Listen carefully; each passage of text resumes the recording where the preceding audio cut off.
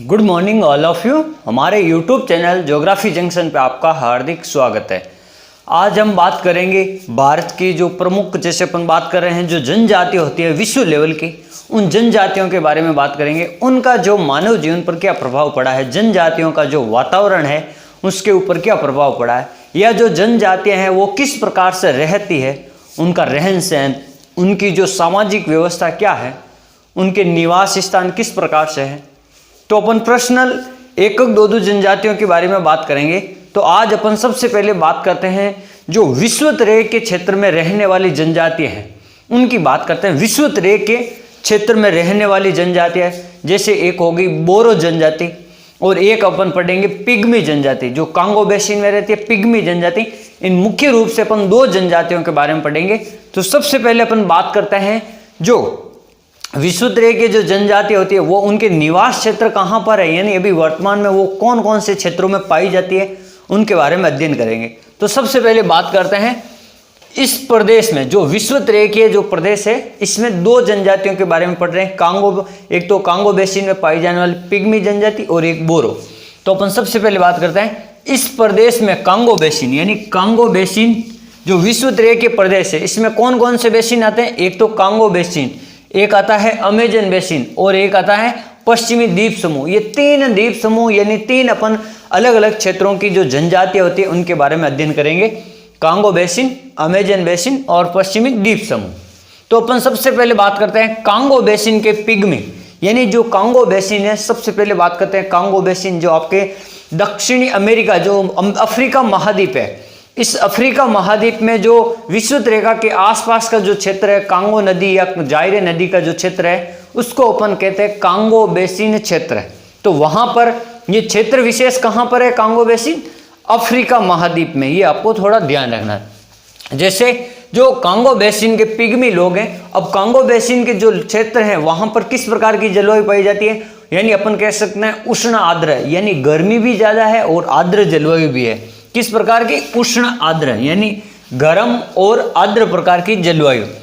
अब यहां पर देखो बेल्जियम देश बसा हुआ, बेल्जियम, कांगो का पूर्वी भाग, अफ्रीका के ग्राबेन क्षेत्र, एक क्षेत्र का नाम है ग्राबेन, यहां से लेकर प्रांत से लेकर पूर्व में युगांडा तक। जैसे इस प्रकार से अपन कह सकते हैं ये इस प्रकार से लंबा क्षेत्र फैला हुआ ग्राबेन से लेकर युगांडा तक, जैसे केनिया, युगांडा वगैरह विक्टोरिया झील के आसपास का क्षेत्र है, वहां तक ये फैला हुआ है। फिर दक्षिण पूर्वी एशिया, दक्षिण पूर्वी जो एशियाई देश है फिलीपींस, उनके जो वन है आमेटा तथा न्यू गिनी, आमेटा तथा न्यू गिनी वनों में भी ये आपके पिग्मी जनजाति पाई जाती है। इनका निवास क्षेत्र हो गए आपके बेल्जियम, कांगो बेसिन का पूर्वी भाग, अफ्रीका के जो ग्राबेन बेसिन से लेकर युगांडा तक, और दक्षिण पूर्वी एशिया का क्षेत्र हो गया फिलीपींस के पास आमेटा वन और न्यू गिनी क्षेत्र। ये तो हो गया इनका निवास स्थान यानी क्षेत्र। फिर अपन बात करते हैं इनकी भौगोलिक स्थितियां, यानी जो विषुवत-रेखा के आसपास किस प्रकार की भौगोलिक स्थितियां। भूमध्य रेखा के क्षेत्रों में जलवायु उष्ण तथा आर्द्र होने के कारण, यानी जो भूमध्य रेखा है वहां पर तापमान भी अधिक रहता है क्योंकि सूर्य लंबवत रहता है और तापमान अधिक रहता है, तो वहां पर वर्षा भी अधिक होती है, ये ध्यान रखना। तो वहां पर जो तापमान अधिक है और मौसम कैसा, आर्द्र मौसम प्रकार का के कारण वायुमंडल में आर्द्रता भी अधिक रहती है। वहां पर क्या रहती है, वायुमंडल में आर्द्रता भी अधिक रहती है, ये आपको ध्यान रखना। जिस कारण वहां अस्थायी गर्मी भी पड़ती है, सुबह के समय इतनी ज्यादा गर्मी रहती है और शाम के समय मौसम ठंडा हो जाता है क्योंकि बारिश हो जाती है रोज प्रतिदिन। तो इस प्रकार आर्द्र मौसम रहता है।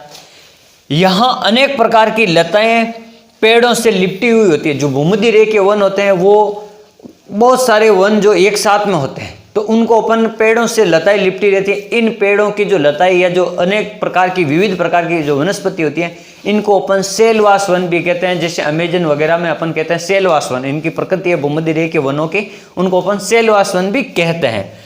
जैसे अब जो ये लोग मांसाहारी, जो मांस कहाँ से प्राप्त करते हैं, मांसाहारी इनका जो जीव जंतु है, जैसे ये शेर, चीता है, भेड़िया है, ये इनका मांस प्राप्त करते हैं, शेर, चीता और भेड़िया।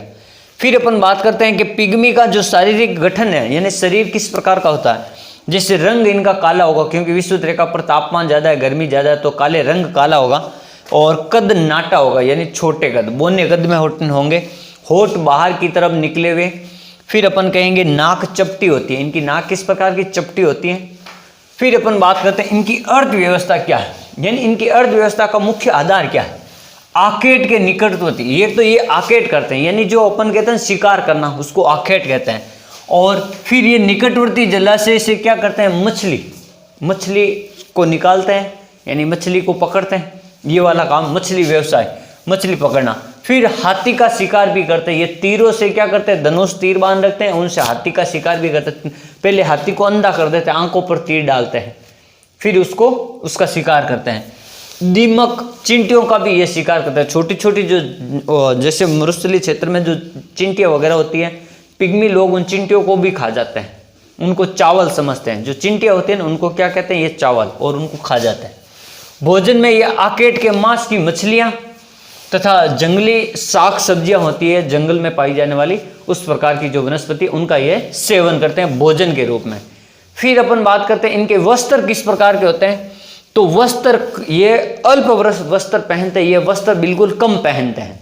जैसे अपन बात करते हैं जो पेड़ों की छाल वगैरह होती है या जो जानवरों की खाल वगैरह होती है, उसको ये कमर के नीचे और घुटनों के ऊपर यहाँ पर बांध देते हैं, लपेट देते हैं शरीर के चारों, यानी अपना तन ढकने के लिए ये वस्त्र के रूप में ये पेड़ों की छाल, पत्तियां और ये जो जानवर, मृत जानवर होते हैं, उनके वो जो मांस के रूप में उनका शिकार करके जो खाल बचती है, उनको ये शरीर के ऊपर ढकते हैं या तन को ये ढकते हैं।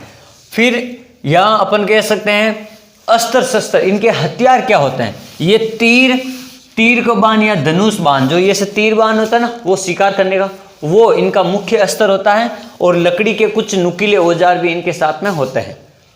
फिर अपन बात करते हैं ग्रह या आवास, इनका जो घर है या आवास है किस प्रकार का होता है।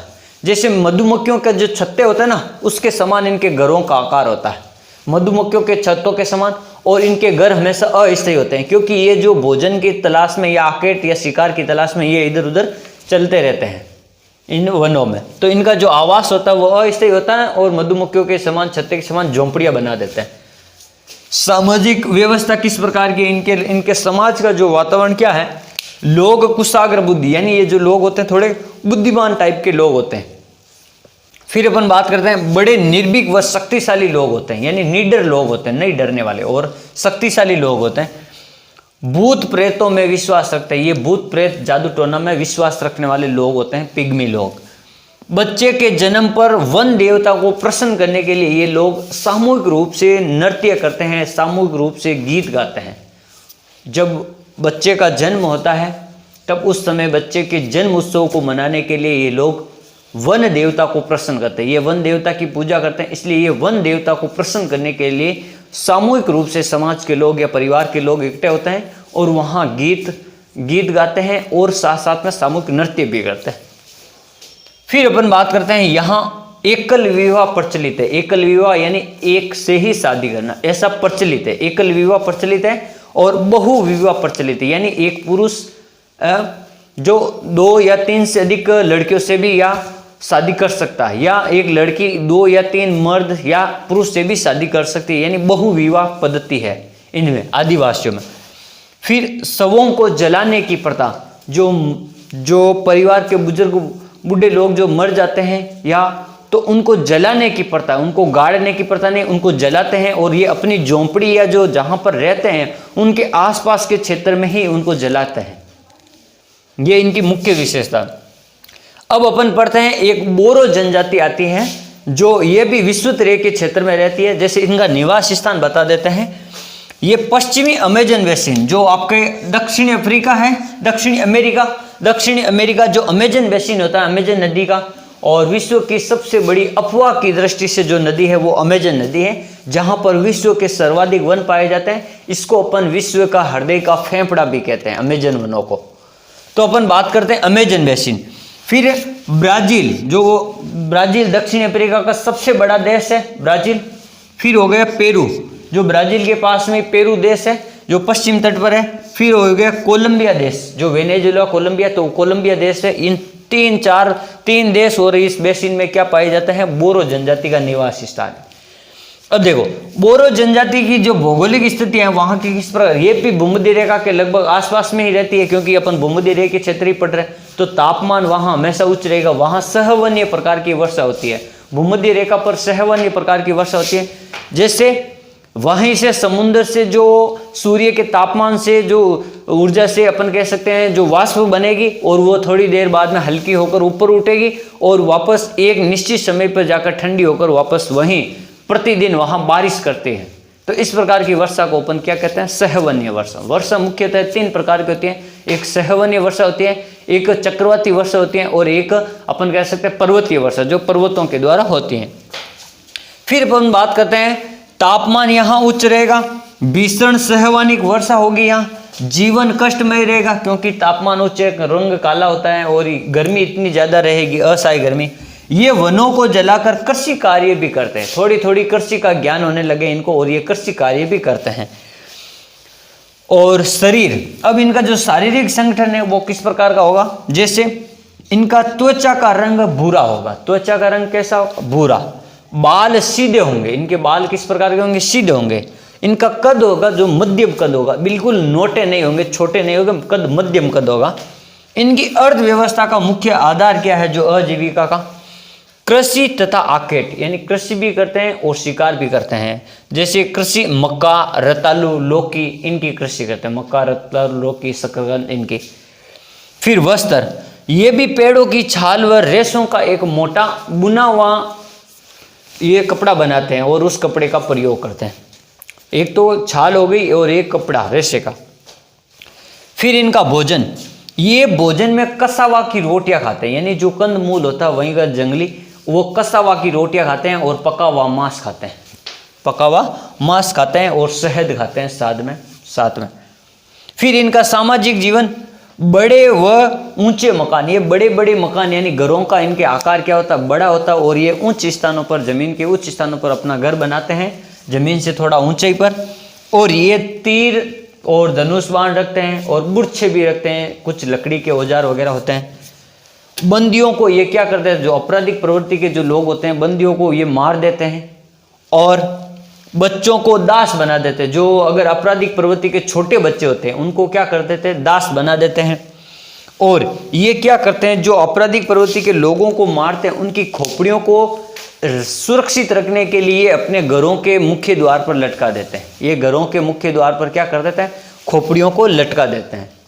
इस प्रकार आज हमने पढ़ा कि जो विश्व तरह के जो जनजातियां होती हैं जैसे पिग्मी और बोरो, तो इनके बारे में मुख्य अध्ययन किया। तो इन जनजातियों के बारे में आपको विश्व तौर पर मुख्य तौर पर क्या क्या बातें याद रखनी है। इनका एक तो निवास क्षेत्र कहाँ कहाँ है, फिर इनका भोजन किस प्रकार का, इनके वस्त्र किस प्रकार के, इनका सामाजिक जीवन किस प्रकार का, या इनके जो घरों का आवास है वो किस प्रकार का है, ये आपको थोड़ा ध्यान रखना। इनकी जो विशेषताएं हैं इनके बारे में आपको ध्यान रखना है। Thank you.